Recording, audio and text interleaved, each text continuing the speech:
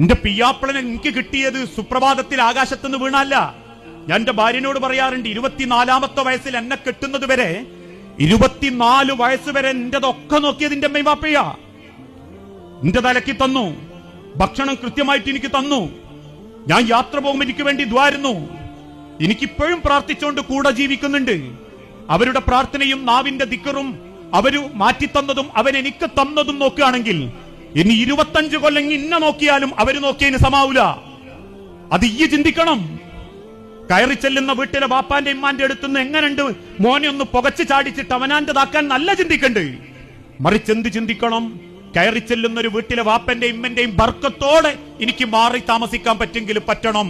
ആ വാപ്പ ഇമ്മ ഉള്ളതുകൊണ്ടാ എന്റെ ഭർത്താവ് എന്റെ കൂടെ ജീവിച്ചതിനേക്കാൾ കൂടുതൽ ആ വാപ്പന്റെ ഇമ്മന്റെയും കൂടെയാണ് ജീവിച്ചതെന്നും ഇനി അങ്ങോട്ട് 27 കൊല്ലം ഞാൻ എന്റെ പിയ്യാപ്പിളനെ നോക്കിയാലേ ഉമ്മയും വാപ്പയും നോക്കിയതിന് പകരമാകൂന്നും ചിന്തിക്കുമ്പോ കിട്ടുന്ന ഒരു ആശ്വാസം ഉണ്ടല്ലോ.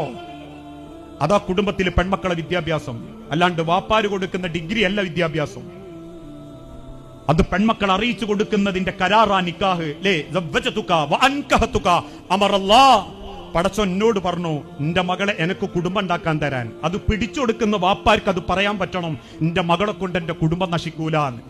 പിടിച്ചു കൊടുത്തെടുത്ത് അത് പറയാൻ നിങ്ങൾക്ക് പറ്റുന്നില്ലെങ്കിൽ ആ കയറി ചെന്ന മകളെ കൊണ്ടൊരു കുടുംബം നശിച്ച വാപ്പാരെ നിങ്ങളും കുറ്റക്കാരാ.